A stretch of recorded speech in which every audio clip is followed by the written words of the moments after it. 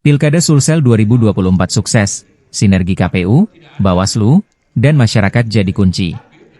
Pesta demokrasi pemilihan gubernur dan wakil gubernur Sulawesi Selatan tahun 2024 berakhir dengan aman dan damai.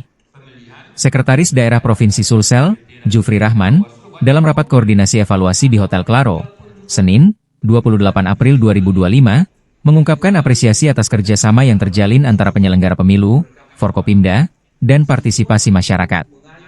Kesuksesan ini tidak terlepas dari kerja keras KPU, Bawaslu, TNI, Polri, dan masyarakat yang menjaga keamanan dan transparansi, ujarnya saat membacakan sambutan Gubernur Sulsel. Jufri menekankan bahwa suksesnya Pilkada 2024 harus menjadi bahan evaluasi untuk memperbaiki kualitas demokrasi di masa depan. Rapat koordinasi ini bertujuan menyamakan persepsi dan merancang langkah konkret untuk penyempurnaan tata kelola pemilihan, baik dari sisi teknis maupun regulasi.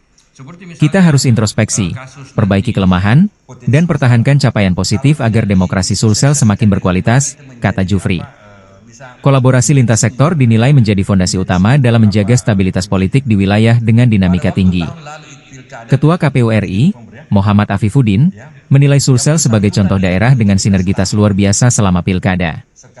Sulsel dulu dikenal rawan, tapi kini justru jadi salah satu yang paling aman. Ini bukti sinergi antar lembaga dan masyarakat bisa diwujudkan, ujarnya.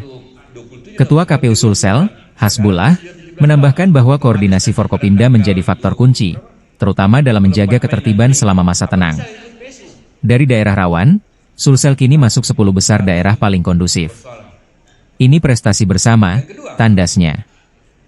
Pada waktu pilkada kemarin, di November itu, dia masih penduduk misalnya di situ Palopo.